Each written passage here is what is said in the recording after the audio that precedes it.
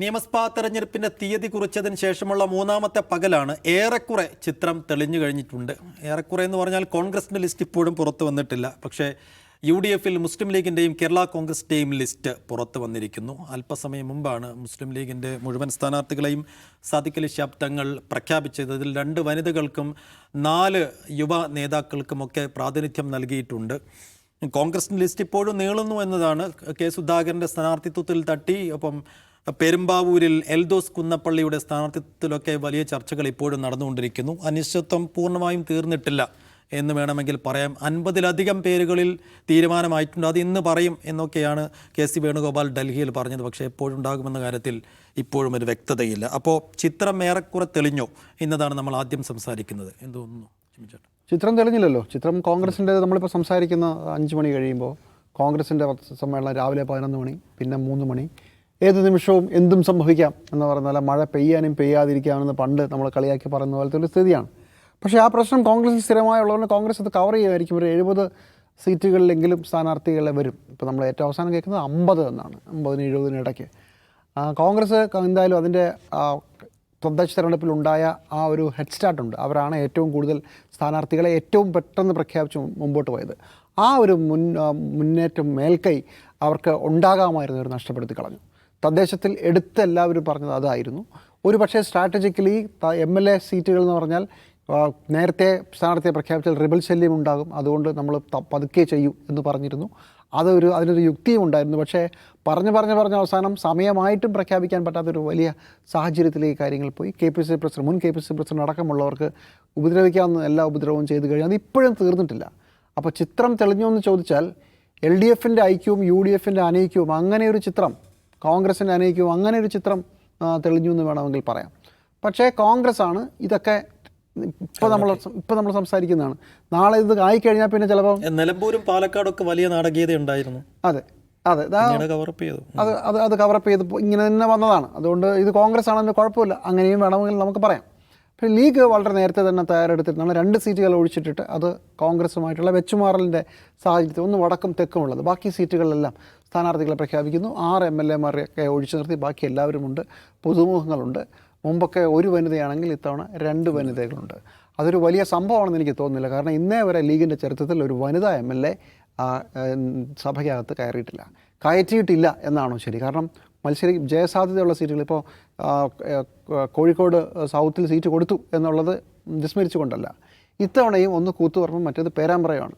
നല്ലപോലെ ഫൈറ്റ് ചെയ്താലും LDF കൺവീനറോടൊക്കെ മത്സരിച്ച് അത് തോക്കാനുള്ള സാധ്യതയൊക്കെ ഉണ്ട്. അപ്പോൾ എന്തുകൊണ്ട് ലീഗ് നിയമസഭയിലെത്താൻ ഒരു ഷുവർ സീറ്റ് ഒരു വനിതയ്ക്ക് കൊടുക്കുന്നില്ല എന്നൊരു പ്രശ്നമുണ്ടല്ലോ. ജയിക്കുന്നില്ലെങ്കിൽ ജയിക്കണ്ട എന്നുള്ള ലൈനാണോ? അതൊരു പ്രധാനപ്പെട്ട പ്രശ്നമാണ്. അതുകൊണ്ട് ഇതൊരു ഭയങ്കര 1-2 വനിതകളെ അതിലൊന്നും ഒരു കാര്യമില്ല, അത് വെറും തള്ളാണ്. അതല്ല, സ്ത്രീകളെ കൊണ്ടുപോകാനാണ് ഉദ്ദേശമെങ്കിൽ ഇത്രയും ഷുവർ സീറ്റുകളുണ്ടല്ലോ. നിരന്നില്ല, കുഞ്ഞാപ്പ മുതൽ നിരന്നിപ്പുണ്ടല്ലോ. ഒരാളെയും ഒരു സീറ്റിൽ പോലും ആലോചിച്ചില്ലല്ലോ. പ്രധാനപ്പെട്ട ആളുകളെയും മലപ്പുറത്ത് അക്കോമഡേറ്റ് ചെയ്തില്ല. അതെ, ഇപ്പോൾ നമ്മുടെ ഇവിടെ തിരൂരങ്ങാടിയിൽ PMA സമീർ എന്ന് പറഞ്ഞാൽ പുതിയൊരു മുഖം വരുന്നുണ്ട്. അങ്ങനെ നമുക്ക് പുറകോട്ട് ചരിത്രം എടുത്ത് നോക്കിയാൽ ആരൊക്കെയാണ് എന്തൊക്കെയാണെന്നൊക്കെ നമുക്ക് കൃത്യമായിട്ട് മനസ്സിലാവും. അപ്പോൾ അവിടെ എന്താ കൊണ്ടുവരാത്തിരുന്നത്? അപ്പോൾ ഞാനതിലൊരു വലിയ കാര്യമായിട്ടോ ലീഗിൻ്റെ 1-2 സ്ത്രീകളെന്നുള്ളതിൽ ഞാനങ്ങ് തള്ളിക്കളയണം. അതിലൊന്നും കാര്യമില്ല. ഇത്തവണയും സ്ത്രീ വരണം എന്ന് ലീഗിലുള്ളവർ ആത്മാർത്ഥമായി ആഗ്രഹിക്കുന്നുണ്ടോ? എനിക്ക് സംശയമാണ്. ആണെങ്കിൽ ഇങ്ങനെ ആയിരുന്നിരിക്കുക സീറ്റ്. എങ്കിലും ഈ തെരഞ്ഞെടുപ്പിൽ കോൺഗ്രസിനെ കാത്തു നിൽക്കാതെ ലീഗ് അവസാനം സ്ഥാനാർത്ഥികളെ പ്രഖ്യാപിച്ചു എന്നുള്ളത് ലീഗിന് വളരെ ഗുണമായിരിക്കും. 27 സീറ്റിൽ ലീഗ് മത്സരിക്കുന്നു. അകത്തുള്ള പ്രശ്നങ്ങളൊക്കെ വളരെ പെട്ടെന്ന് സെറ്റിൽ ചെയ്തു.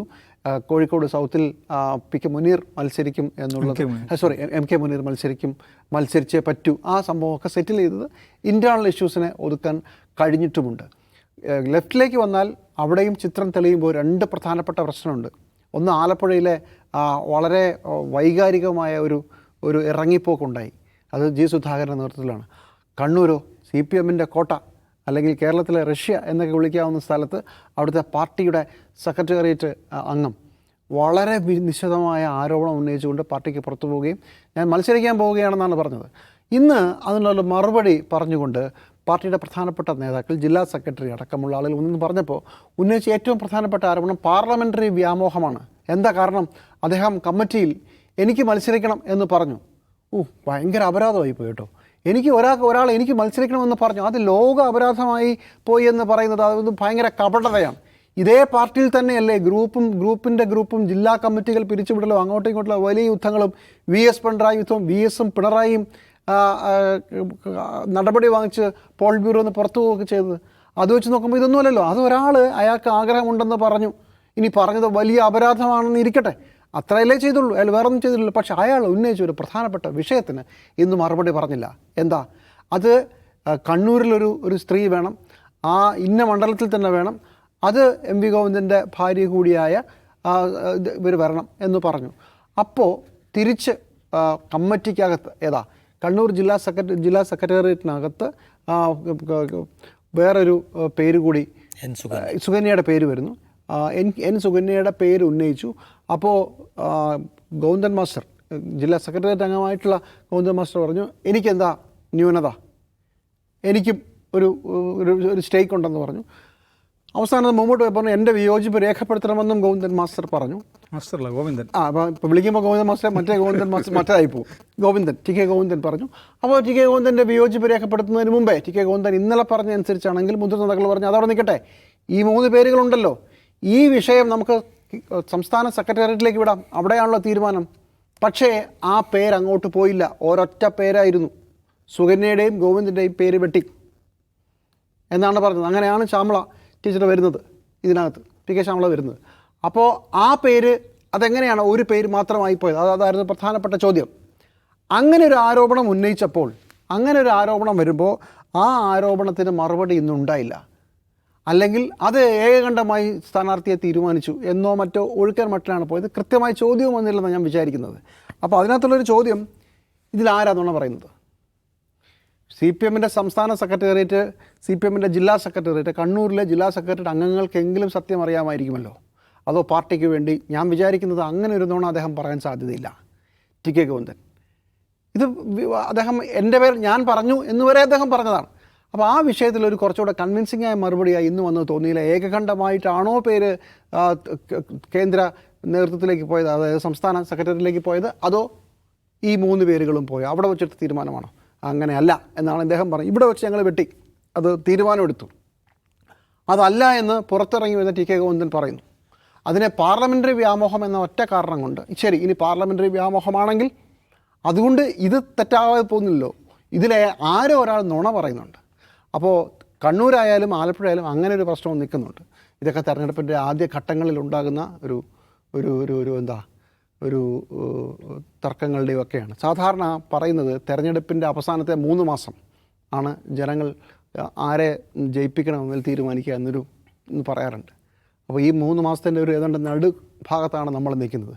ഇതൊക്കെ സ്വാധീനിക്കാൻ സാധ്യതയുണ്ട്. അത് കോൺഗ്രസിൻ്റെ ആയാലും പ്രശ്നങ്ങളും സ്വാധീനിക്കപ്പെടും, LDFൻ്റെ ആയാലും സ്വാധീനിക്കപ്പെടും. കോൺഗ്രസ്സുകാർ തന്നെ വരുത്തി വെച്ചതാണെങ്കിൽ LDFൻ്റേത് ശ്രദ്ധക്കുറവ് കൊണ്ടും പിഴവ് കൊണ്ടും ചില ആളുകളുടെ വ്യക്തി താല്പര്യം എന്ന് ഇൻകോട്ട്സ് അങ്ങനെ പറയുകയാണെങ്കിൽ അതുകൊണ്ടും സംഭവിച്ച പ്രശ്നങ്ങളാണ്. ഇത് രണ്ടും കൂടെ ചേരുമ്പോഴാണ് ചിത്രം തെളിയുന്നത്.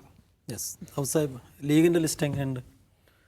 ലീഗിൻ്റെ ലിസ്റ്റ് പറഞ്ഞാൽ നല്ലൊരു കോമ്പോസിഷനാണ്. പക്ഷേ ലീഗ് വളരെ നേരത്തെ ലിസ്റ്റ് പ്രഖ്യാപിക്കുക, വലിയ പ്രശ്നങ്ങളൊന്നും ഇല്ലാതെ സ്ഥാനാർത്ഥി നിർണ്ണയം നടത്തുക എന്നാൽ ലീഗിൽ പുതിയ കാര്യമല്ല. ലീഗിൽ ഈ പാണക്കാട് തങ്ങളുടെ നേതൃത്വം തങ്ങൾ പ്രഖ്യാപിക്കുന്നു, അതിനുള്ള സാങ്ക്ടിറ്റി അതെല്ലാ കാലത്തും ലീഗിനൊരു അഡ്വാൻറ്റേജ് കൊടുക്കുന്നുണ്ട്. അവർ നേരത്തെ എപ്പോഴും സ്ഥാനാർത്ഥികൾ നിർത്താറുണ്ട്. നിർത്തിയ സ്ഥാനാർത്ഥികളിൽ നല്ലൊരു ശതമാനം ജയിക്കാറുണ്ട്. കേരളത്തിൽ ഏറ്റവും കൂടുതൽ സ്ട്രൈക്ക് റേറ്റുള്ള പാർട്ടിയാണ് മുസ്ലിം ലീഗ്. അത് പുതിയ കാര്യമല്ല, കുറേ കാലങ്ങളായി ഏറ്റവും കൂടുതൽ സ്ട്രൈക്ക് റേറ്റുള്ള പാർട്ടിയാണ്. അപ്പോൾ അതിൽ ചെറുപ്പക്കാരുണ്ട്, പുതുമുഖങ്ങളുണ്ട്, സീനിയേഴ്സായിട്ടുള്ള ആളുകളുണ്ട്, കുഞ്ഞാലിക്കുട്ടിയെപ്പോലുള്ള ആളുകളുണ്ട്. ഇപ്പോൾ ആദ്യമായിട്ട് 2 വനിതകൾ വന്നിട്ടുണ്ട്. ആ നിലക്ക് സാമാന്യം നല്ലൊരു ലിസ്റ്റായിട്ടാണ്, നല്ലൊരു കോമ്പോസിഷനായിട്ടാണ് എനിക്ക് തോന്നുന്നത്. നമ്മുടെ CPIയിൽ നിന്ന് റഹ്മത്തുള്ള ഷുവർ സീറ്റ് കൊടുക്കുന്നു. ഫ്രഷായിട്ട് ആദ്യമായിട്ട് മത്സരിക്കുന്ന അഷ്റഫ് അലിക്ക് 100% ഷുവർ എന്ന് പറയുന്ന കൊണ്ടോട്ടി സീറ്റ് കൊടുക്കുന്നു. ആ നിലക്ക് ചില സർപ്രൈസുകൾ കൂടെ. ഇപ്പോൾ പുതുതായിട്ടൊരു ചെറുപ്പക്കാരന് സീറ്റ് കൊടുക്കുമ്പോൾ ഒരു ഫൈറ്റിംഗ് സീറ്റാണ് സാധാരണഗതിയിൽ കൊടുക്കാറുള്ളത്. അതല്ല, കൊണ്ടോട്ടി പോലുള്ള സീറ്റ് അഷ്റഫ് അലിക്ക് കൊടുക്കുക എന്ന് പറയുമ്പോൾ അതിലൊക്കെ ഒരു സർപ്രൈസ് ഉണ്ട്.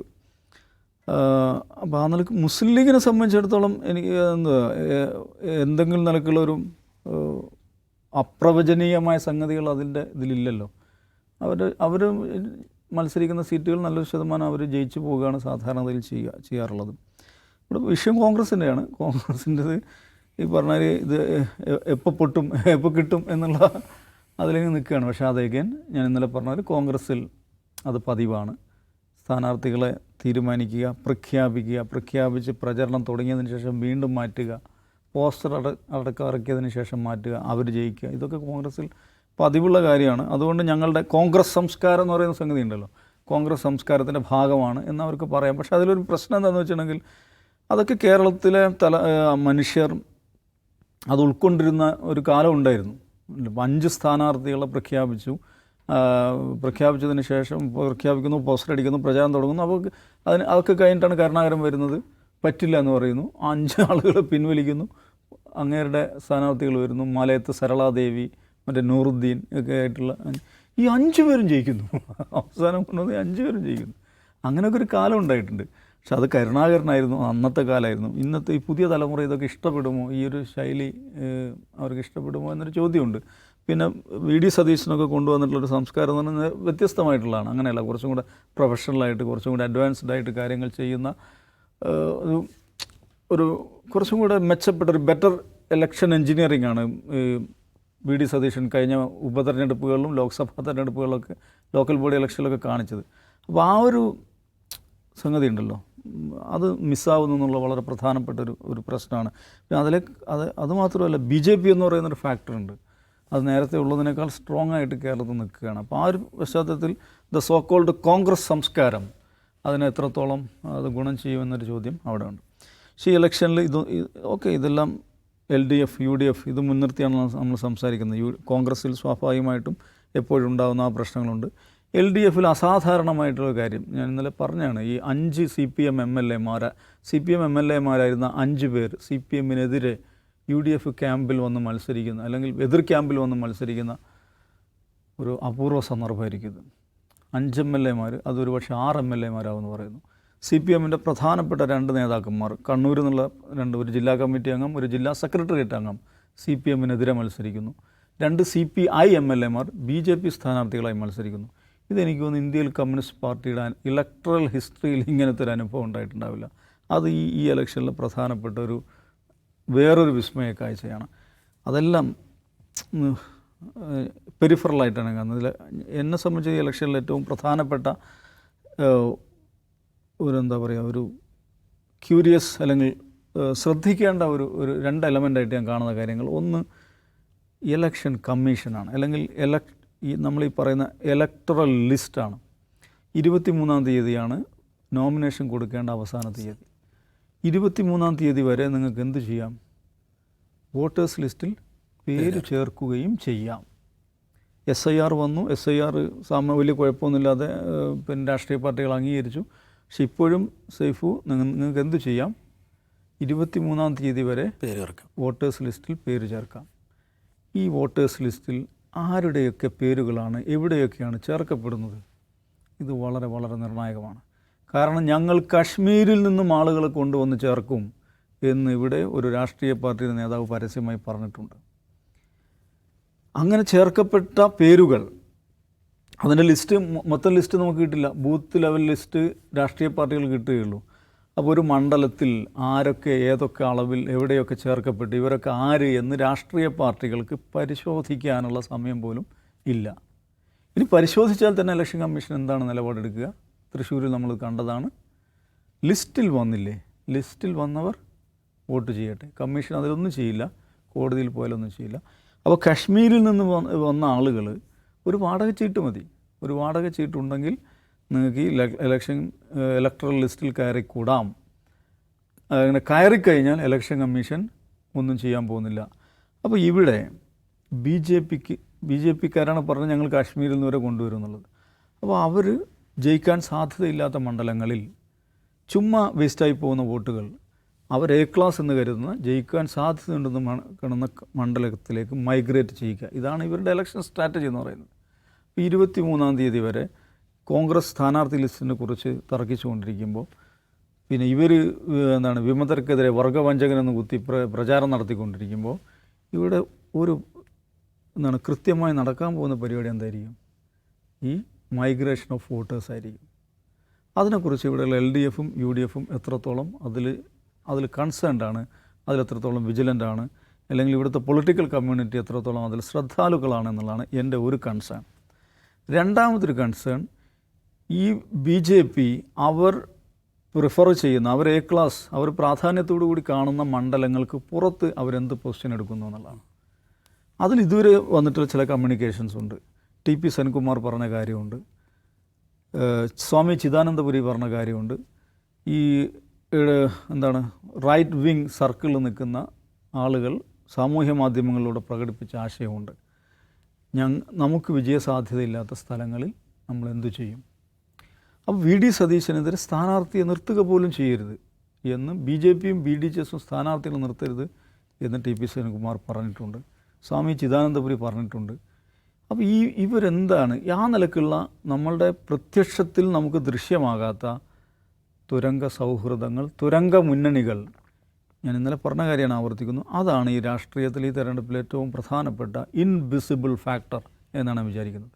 അപ്പോൾ പ്രത്യക്ഷ മുന്നണികളെക്കാൾ അപ്പുറമുള്ള തുരങ്ക മുന്നണികൾ രൂപപ്പെടുകയും ആ നിലക്കുള്ള തുരങ്ക അലയൻസ്, ടണൽ അലയൻസ്, തുരങ്ക സഖ്യങ്ങൾ അത് രൂപപ്പെടുകയും ചെയ്യും എന്ന് ഭയക്കുന്ന, അല്ലെങ്കിൽ അങ്ങനെ ഒരു സാധ്യതയെ കാണുന്ന ഒരാളാണ്. അതായിരിക്കും ഈ തെരഞ്ഞെടുപ്പിലെ ഒരു ഫാക്ടർ, ഒരു അൺനോൺ ഫാക്ടർ എന്ന് പറയുന്ന ഫാക്ടർ എന്ന് എനിക്ക് തോന്നുന്നു.